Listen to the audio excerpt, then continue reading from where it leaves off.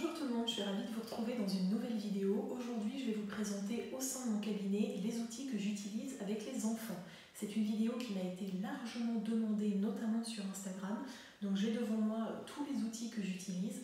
Vous allez voir qu'il y a une bonne partie de ces outils qui viennent du site internet Papa Positif, mais pas que. Je vais aussi vous présenter des petits jeux de société que j'apprécie particulièrement avec les enfants, mais aussi avec les adultes. Je tiens aussi à m'excuser pour la qualité sonore de cette vidéo. Je ne peux malheureusement pas faire autrement puisque je devais du coup tourner cette vidéo au sein de mon cabinet. Il y a une très grosse hauteur sous plafond, ce qui fait que ça résonne beaucoup.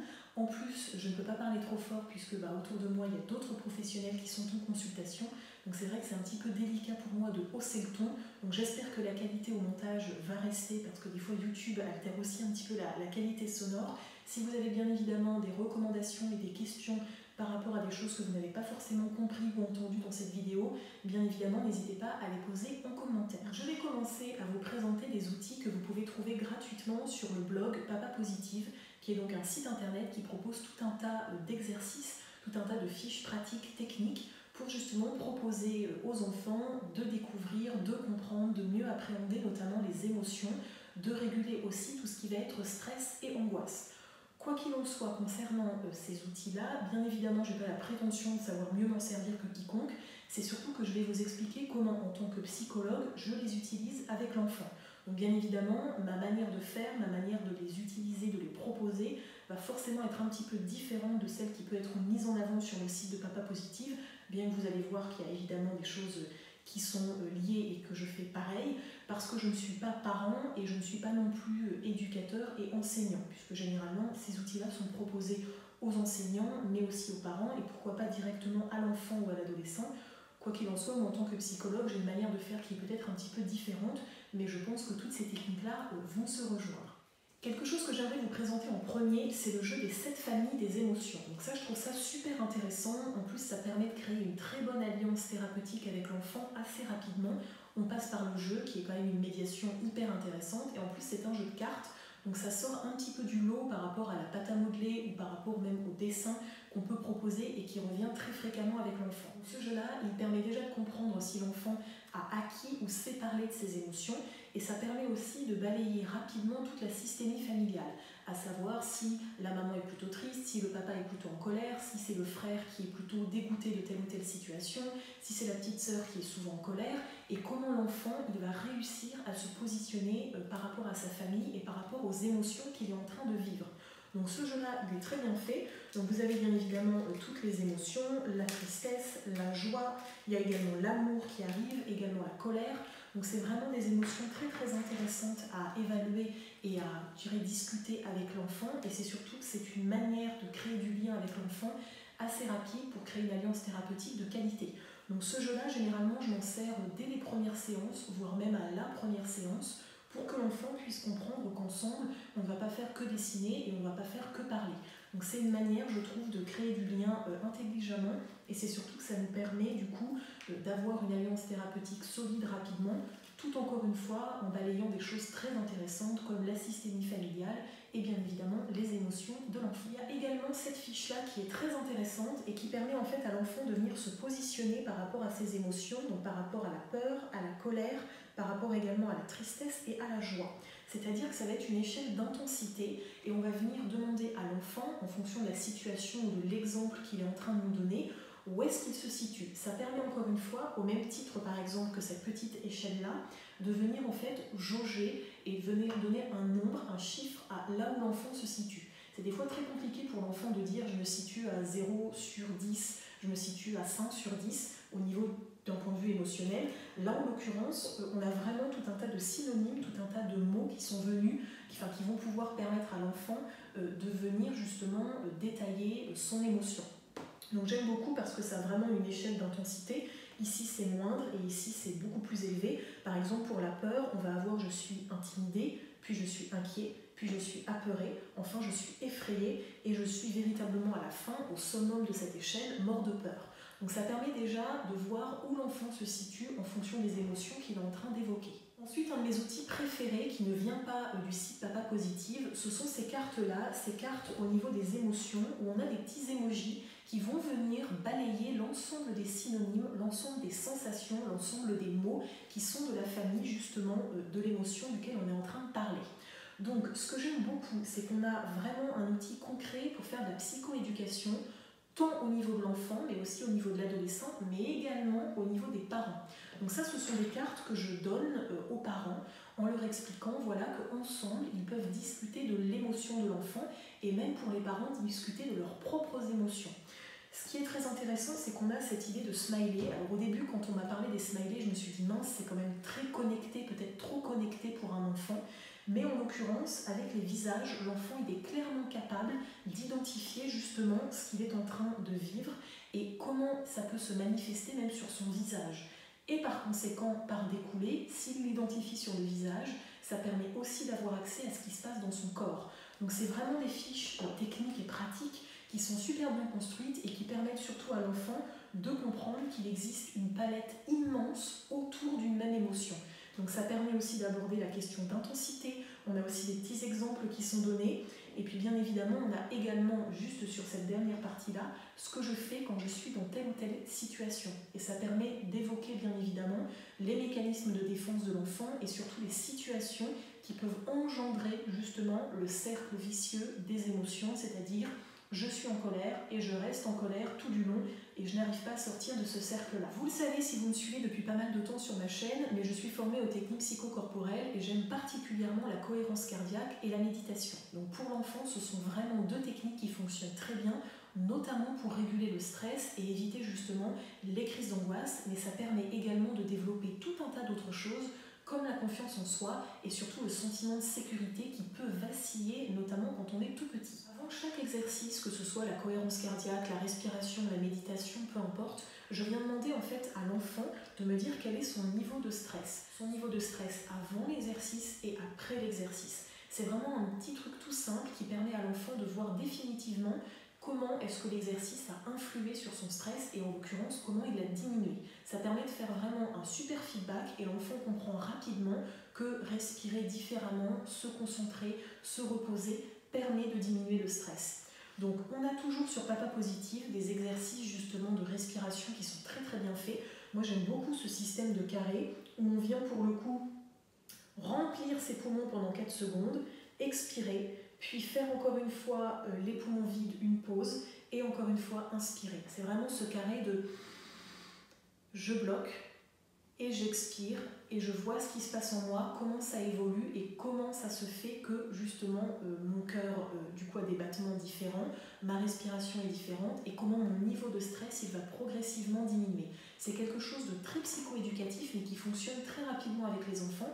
Et je le propose également aux parents, comme ça si en plus il peut y avoir un petit rituel de cohérence cardiaque qui s'instaure à la maison, c'est tout bénef. Il y a également ces deux petits exercices-là qui sont très sympas, donc qui sont exactement de la même manière. Celui-ci c'est plus en forme de rond, donc on va venir tranquillement inspirer et ensuite tranquillement expirer. L'enfant peut même avec son doigt du coup suivre là où il en est et ça permet également à l'adulte, pourquoi pas de se caler sur son rythme ou au contraire de lui montrer que chacun a un rythme différent au niveau de la respiration. Donc ça a quelque chose de très apaisant. On peut aussi instaurer un petit dong de méditation au début et un petit dong de méditation à la fin, ce qui est largement dessiné justement derrière. Et ça peut être la fameuse cloche de méditation qui permet de faire rentrer l'enfant dans une routine méditative dès le plus jeune âge. Ensuite, on a également celui-ci, donc là c'est vraiment de la cohérence cardiaque, on retrouve les fameuses lignes, les fameuses vagues, moi j'appelle ça les petites vaguelettes avec les enfants, où on vient avec son doigt, du coup vraiment inspirer, et progressivement expirer, et ensuite réinspirer, etc. etc. Donc ça c'est un tout petit exercice qui paraît très simple, qui est des fois compliqué à mettre en place pour l'enfant, donc c'est pour ça qu'il faut être vraiment là pour lui et l'accompagner progressivement. Mais la cohérence cardiaque déjà pour l'adulte ça fonctionne très bien et les enfants ils sont super réceptifs et ça aide vraiment pour le coup à diminuer ce stress chez l'enfant et encore une fois à lui montrer que respirer, se poser, se détendre, ça aide à diminuer le stress et du coup l'angoisse. Pour l'ensemble de ces exercices, ce qui est très intéressant, c'est qu'ils sont relativement simples et faciles pour l'enfant et ça va du coup développer sa confiance en soi et notamment son estime de lui, puisque l'enfant il va comprendre qu'il est en capacité de les faire et en plus qu'il les réussit, encore une fois, puisque son niveau de stress et son angoisse elle diminue. Donc l'enfant il va être fier de lui et on va pouvoir encore plus développer ses ressources et cette confiance en lui qui est souvent vacillante chez les enfants qui peuvent consulter ou être amenés à consulter un psychologue. On a d'autres exercices qui sont aussi très bien faits, je ne vais pas tous les détailler sur Papa Positive, mais vraiment allez jeter un coup d'œil sur ce site internet là. C'est vraiment le signe infini que l'enfant va devoir fixer tranquillement jusqu'à ce qu'il se sente apaisé. Donc ça c'est ce qu'on peut retrouver notamment dans l'hypnose où l'enfant va venir se concentrer sur quelque chose de précis, ou va avoir une action précise à faire jusqu'à ce que son émotion ou jusqu'à ce que son niveau de stress diminue. Donc ça je ne le propose pas tout de suite en premier, j'attends que l'enfant maîtrise justement bien les exercices de cohérence cardiaque pour ensuite pouvoir du coup l'amener à aller un petit peu plus loin justement et à développer sa concentration et à prendre le temps justement de comprendre que se détendre, méditer, prendre un temps pour soi aide vraiment à réguler émotionnellement et à diminuer le stress qu'il peut être amené à ressentir à différents moments de sa vie. On a aussi ce petit exercice où l'enfant il vient placer sa main en fait au milieu et il vient faire glisser sur la feuille ses doigts jusqu'au centre. Ça je trouve ça très intéressant, notamment pour les enfants qui sont très kinesthésiques. Ça vient créer, comme en hypnose, une sensation, une altération de la conscience et des sensations qu'on peut avoir au niveau des doigts. Et du coup, c'est très intéressant parce que ça apaise naturellement. Ce que je propose également comme variante, c'est de le faire, pourquoi pas, avec l'adulte. Main contre main, l'enfant il vient faire ce mouvement-là et ça détend et c'est surtout que ça permet vraiment à l'adulte d'être en communion avec l'enfant et de venir reconnaître son émotion. On a aussi toujours la possibilité de faire dessiner à l'enfant des choses positives. Là, en l'occurrence, sur le site internet de Papa Positive, on nous propose de dessiner des fleurs, de dessiner des arbres pour venir mettre en avant justement les bienfaits de la nature. Alors souvent, je commence par ça, je demande à l'enfant de me dessiner des choses positives qu'il peut retrouver dans la nature, mais après, j'extrapole un petit peu et je lui demande de me dessiner un lieu de sécurité. Donc ça, c'est une notion phare, que ce soit en hypnose ou en méditation. Je vais proposer à l'enfant, dans cette zone-là, qui est très intéressante aussi pour justement venir interroger les limites de l'enfant. Est-ce que l'enfant va venir dessiner ailleurs ou au contraire dans un endroit très restreint et ne va pas occuper tout l'espace? Vraiment son lieu de sécurité. Et ça, c'est très intéressant parce que sans en avoir forcément l'air, l'enfant il va venir développer ses ressources, développer sa créativité et tout ça, ça va naturellement l'aider à mettre en place beaucoup de choses pour diminuer justement très facilement son stress, son angoisse et mieux réguler du coup ses émotions. Ensuite, on a vraiment pour le coup des exercices de méditation très courts.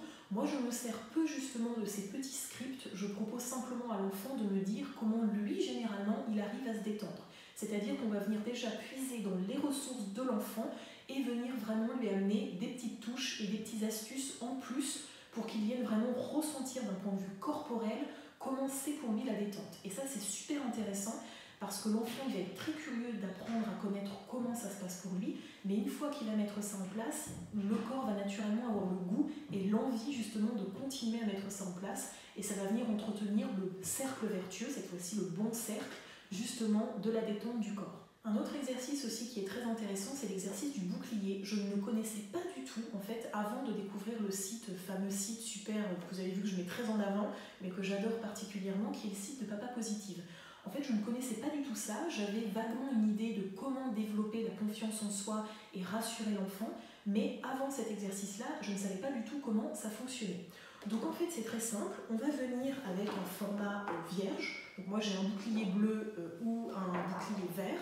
On va venir demander à l'enfant de venir mettre tout ce qui peut l'aider à se protéger. Donc il va falloir faire attention que ce bouclier-là ne devienne pas une véritable carapace, mais là en l'occurrence, le bouclier est plutôt petit sur la feuille, donc ça va juste être venir placer sur le bouclier tout un tas de phrases positives avec justement le pronom « je » qui vont venir aider l'enfant à se protéger potentiellement des attaques extérieures. Donc pour des exemples très concrets, on a « je suis aimé »,« j'ai le droit de réussir »,« je suis moi », ça je l'aime beaucoup quand les enfants arrivent d'eux-mêmes à proposer des choses positives sur eux-mêmes et des ressources. On va venir leur proposer de temps en temps des petits exemples de phrases pour venir les stimuler et généralement les enfants, une fois qu'on leur a donné une ou deux phrases comme ça, ils comprennent vite là où on veut en venir et ils viennent creuser d'eux-mêmes ce qu'ils ont en eux et ils viennent mettre sur ce bouclier tout un tas de ressources. Ce qui est intéressant, c'est qu'à travers ces phrases-là, nous, en tant que professionnels, on va vraiment pouvoir venir comprendre là où sont les ressources de l'enfant, vraiment venir comprendre comment il se construit et ce qui est important pour lui. Donc on a bien évidemment d'autres phrases comme j'ai le droit de faire des choix, j'ai aussi le droit de me tromper. Ça c'est très important lorsqu'on arrive à faire inscrire pour l'enfant ça sur le bouclier. Quand je dis faire inscrire, ça peut être le professionnel qui l'écrit à sa place, mais en tout cas il faut que l'enfant l'ait verbalisé. Donc on peut venir stimuler en expliquant est-ce que tu penses que c'est important de se tromper, est-ce que toi quand tu te trompes ça te met à mal, comment tu te sens. Et là l'enfant de lui-même dit ben oui des fois je me sens pas bien mais j'ai aussi le droit de me tromper.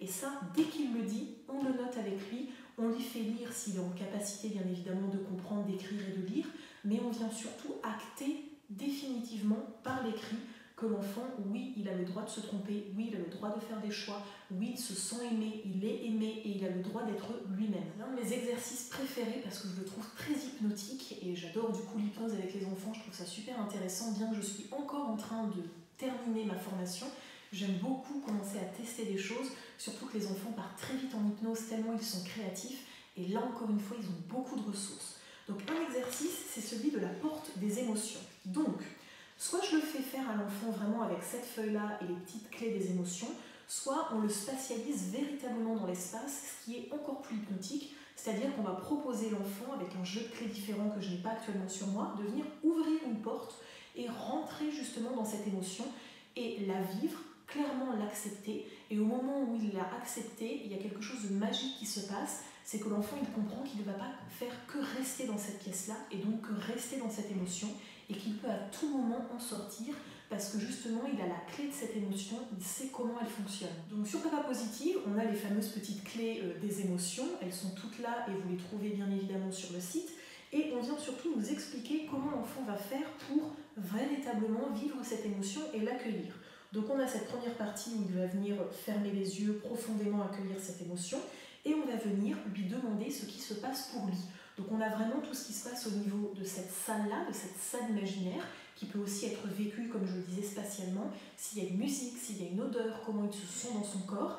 Et une fois qu'il a bien vécu justement cette émotion-là, il peut même tisser toute une histoire autour de ça, on va venir lui demander ce dont il aurait besoin pour se sentir mieux. Et donc on va venir, dans cette salle de l'émotion, venir y incorporer des ressources. Et c'est là la clé justement de cette émotion, c'est de comprendre justement qu'on va tout faire pour ne pas y rester. Bien évidemment que ça peut être des émotions agréables comme la joie, mais vous vous en doutez bien, souvent l'enfant il va venir avec une émotion négative et il va essayer de la comprendre, comme la colère et la tristesse principalement.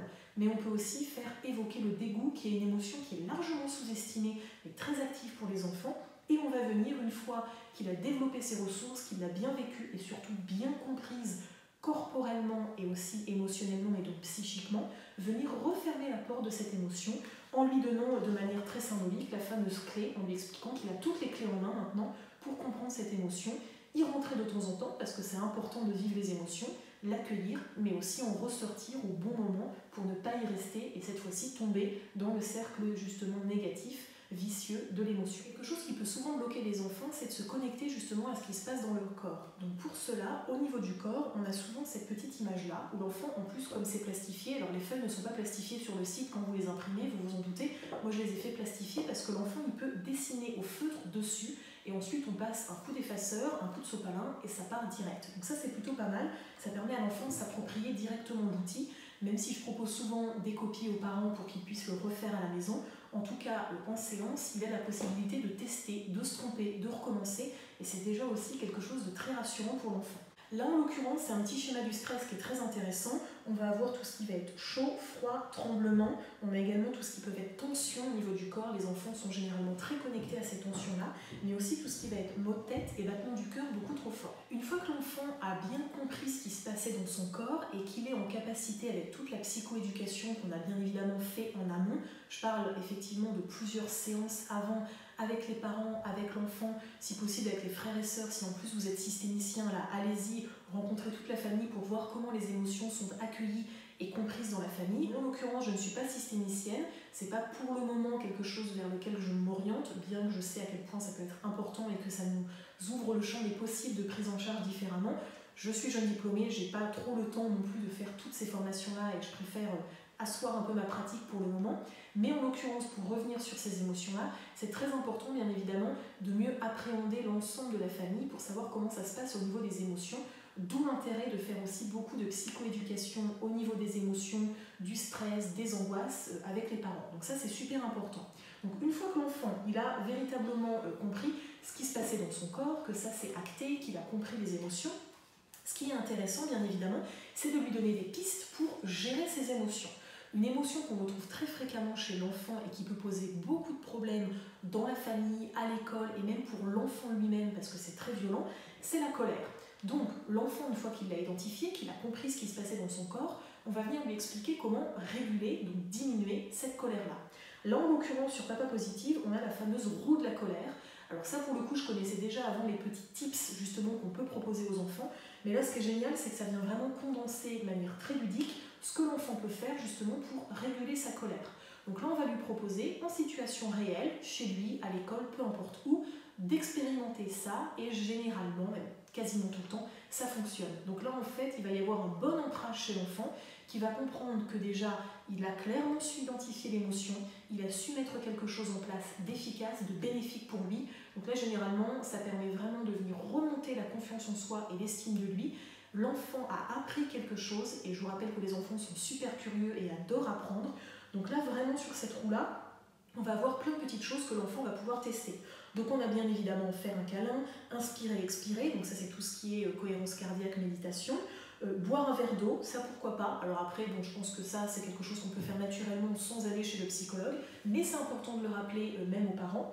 On peut ensuite colorier le dragon de la colère, ça c'est un autre exercice qui est du coup disponible sur Papa Positive. C'est un exercice où on vient vraiment colorier, c'est très pulsionnel, le dragon, et au fur et à mesure que l'on colorie, la colère, elle diminue, parce que le coloriage, c'est une activité qui est très contenante pour l'enfant, encore une fois quand le cadre est bienveillant et justement positif pour lui, mais le fait de colorier va vraiment venir apaiser les tensions. On a aussi imaginé un lieu où on se sent en sécurité. Donc là, ce qui est génial, c'est si en amont, on a bossé le lieu de sécurité, l'enfant, naturellement, il va s'y reconnecter. Et en plus, son esprit, comme c'est un lieu super agréable, va vraiment apprécier, s'y projeter très rapidement. On a aussi pensé à la personne que l'on aime le plus. Là, je mettrai un petit astérix en précisant une personne qui est vivante, une personne qui est proche de nous, une personne qu'on peut vraiment avoir comme ressource, je dirais sous le coude, sous la main. Parce que si l'enfant il pense à sa grand-mère ou à son arrière-grand-mère qui est décédée, il faut faire attention qu'il n'y ait pas la tristesse et la nostalgie, si ça n'a pas été réglé pour lui, qui reviennent sur le devant de la scène. Surtout quand on est en colère, généralement, il y a la tristesse qui est rarement loin. Ensuite, on a soufflé sur le volcan de la colère. Ça aussi, c'est un autre exercice que je vous incite du coup à aller découvrir sur le site de Papa Positive. Et on a la fameuse serrer la balle absorbe colère. Alors ça, c'est un exercice que j'adore. J'ai toujours avec moi une petite balle qui tient facilement dans le poing de l'enfant. Et ça va être une petite balle qui va venir lui servir de ressource, puisque cette balle, elle a une fonction magique pour l'enfant, c'est très important. Elle va venir absorber sa colère. Donc l'enfant, bien évidemment, sans se faire mal, donc on travaille vraiment sur la psychoéducation de l'exercice avant l'explication des bénéfices avec l'enfant et la famille. Il va venir, quand il est nerveux, en colère, qu'il a vraiment une grosse colère, venir serrer la balle. Et la balle, elle va venir absorber sa colère. Donc on explique à l'enfant qu'en même temps, il va respirer, il va faire travailler son ventre, travailler son diaphragme, vraiment imaginer que cette balle-là, elle absorbe sa colère, se focaliser là-dessus. Et le truc qui est magique, c'est qu'au moment où on la lâche, la colère, elle s'en va. Donc vraiment, cette balle absorbe colère, c'est un exercice qui fonctionne très bien avec les enfants, je dirais entre 6 et 8 ans. Après, il faut vraiment rentrer dans le côté qu'on sait que c'est pas magique, mais qu'il y a vraiment cette faculté de laisser ses émotions de côté, de les transférer dans des objets qui vont ensuite naturellement se décharger de cette négativité-là. Mais en tout cas, l'enfant, il adhère généralement à fond à ça. Et ça permet en plus de faire travailler le corps qui est généralement super tendu quand on est notamment en colère. À la fin de chaque séance, je propose à l'enfant de venir cocher ce qui s'est passé pour lui justement dans la séance. Donc ça, c'est encore un outil que vous pouvez trouver sur Papa Positive. Là, en l'occurrence, moi, je l'utilise en tant que psychologue à la fin des séances, puisque c'est marqué aujourd'hui, et là, du coup, il y a toute une liste des choses. Je me suis sentie utile, j'ai exprimé mes émotions, j'ai été écoutée et observée. Je me suis sentie respectée et intégrée, j'ai fait des preuves d'amour, j'ai eu des preuves d'amour, j'ai fait des choix et j'ai pris des décisions, j'ai appris, j'ai fait seule, j'ai rigolé, je me suis amusée, j'ai bougé, je me suis sentie en sécurité, j'ai mangé, j'ai bu et surtout je me suis reposée. Donc je vais venir demander à l'enfant de venir me cocher ce qu'il a ressenti durant ça. Ça permet de faire encore une fois un petit bilan de la séance. et de revenir justement sur les choses qui ont été le mieux compris, le mieux apprises, et puis aussi tout ce qui permet encore une fois de faire du feedback et du feedback positif pour créer un bon ancrage chez l'enfant. Je n'ai pas non plus détaillé, mais bien évidemment, ma meilleure amie en ce moment, c'est la pâte à modeler. J'ai aussi du coup des feutres et puis également des crayons de couleur. Les crayons de couleur, j'ai pris sur Amazon une superbe triple palette. Je suis très fière de toutes mes couleurs, c'est pour ça que je vous les présente. Ça permet en fait à l'enfant d'avoir le choix et surtout de ne pas tomber dans les travers de « je ne dessine pas parce qu'il n'y a pas ma couleur préférée ». Là, en l'occurrence, il y a 72 couleurs. Donc l'enfant qui ne veut pas dessiner, il n'a pas cette excuse de ne pas trouver la bonne couleur, de ne pas avoir le feutre bien taillé, etc. Qui est une excuse qui est souvent amenée en séance. L'enfant, s'il n'a pas envie de dessiner, comme vous l'avez vu, il y a plein d'autres choses à faire. J'utilise aussi la pâte à modeler, ça fonctionne très bien. Mais il y a aussi tout ce qui va être sable magique et tous les outils que vous pouvez retrouver, notamment sur Instagram, qui sont largement mis en avant par les psychomotriciennes, les orthophonistes, les sophrologues, pour venir créer de la médiation. Mais en tout cas, pour tout ce qui est manuel, la pâte à modeler, les crayons de couleur principalement, peut-être un peu plus que les feutres qui je trouve des fois apportent des couleurs un peu trop chargées. Là au moins on a vraiment la possibilité à l'enfant d'exprimer ses émotions en dessinant ou en créant. La pâte à modeler c'est vraiment top sur les émotions. Tester pâte à modeler et émotions en demandant à l'enfant de dire essaye de dessiner toi quand tu es en colère ou essaye de me dessiner la tristesse. Et c'est à chaque fois super symbolique et on aborde vraiment beaucoup de choses hyper intéressantes. Et par la même occasion, on peut faire de la psychoéducation sur les émotions. Pour finir, j'aimerais vous présenter deux jeux super intéressants. Donc le premier, c'est le jeu de la confiance en soi. C'est un jeu que j'ai découvert il y a très peu de temps malheureusement, donc je me demande bien comment je faisais avant en fait pour développer la confiance en soi des enfants sans ce jeu-là. Donc si j'arrive à l'ouvrir, je vais vous montrer ce qui se passe. En fait, c'est un peu sous la forme d'un jeu de loi où bien évidemment il y a des cases, mais on va venir en fait à chaque case proposer une action, un jeu, quelque chose à faire. Donc, je ne vais pas détailler, encore une fois soyez très curieux, mais on a un dé à parole, donc qui permet bien évidemment de respecter le temps de parole de chacun. On a le jeu des mimes, le jeu des mimes est top parce que ça engage le corps, notamment émotionnellement, donc c'est très impactant. On a aussi le jeu des familles, qui rejoint d'ailleurs un peu le jeu des 7 familles. Encore une fois, soyez curieux et allez découvrir tout ce qui s'y joue. Et on a bien évidemment ce fameux plateau qui ressemble véritablement à un jeu de loi. Et l'enfant va pouvoir construire de A à Z son jeu. Là, c'est une étape très intéressante au niveau de la construction du dé, justement de la parole, où on va venir expliquer à l'enfant que chacun a droit à la parole, que sa parole est écoutée, mais que c'est aussi important d'écouter justement la parole de l'autre. Et enfin, mon jeu préféré, mais plutôt mon outil préféré, je dirais, c'est le fameux jeu régulation des émotions. Je dis que c'est un jeu parce que c'est important de le présenter comme tel à l'enfant, puisque les enfants ont des fois peur justement d'exprimer leurs émotions, de les comprendre et même de les vivre, et du coup c'est important d'amener le côté ludique. Donc, dans ce jeu-là, je vais éviter que tout ne tombe au moment où j'ouvre, vous avez une roue, et une roue, c'est très intéressant, elle est détachable. Donc, une fois que vous l'avez détachée, elle est scratchée en fait, ça va vraiment vous aider à venir positionner avec l'enfant, au lieu par exemple de critiquer ce qu'il peut faire. Alors, ce qui est très intéressant, c'est que ça permet en plus d'arborer et d'aborder véritablement le quotidien de l'enfant. On va voir si l'enfant, par exemple, il est en train de râler, tout ce qu'il peut mettre en place. À la place, il peut, par exemple, prendre une grande inspiration, utiliser un humour respectueux, s'éloigner, dire que ça ne lui plaît pas, dire ce qu'il ressent, etc., etc. Donc c'est déjà, je trouve, au niveau de la roue des comportements liés aux émotions, hyper intéressant. Rien que pour cet outil, déjà, j'aime ça. Bien évidemment, des roues des émotions, vous en trouverez partout, notamment sur Internet. Mais ce qui est aussi très très intéressant, c'est qu'on a la possibilité, avec l'enfant, de fixer des objectifs à la semaine. Et ça, c'est très très intéressant et important, notamment dans le suivi justement de l'enfant sur le long cours. C'est cette possibilité d'avoir vraiment des objectifs à atteindre.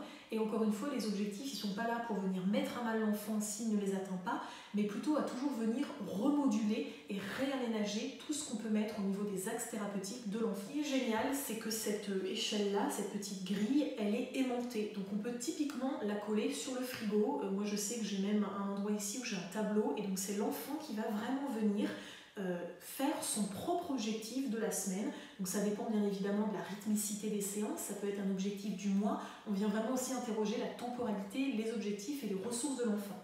Donc juste ici, on a toujours le fameux au lieu de, j'essaye de, avec les jours de la semaine, et l'enfant, il va venir par exemple plaquer en dessous tout ce qu'il a envie de faire.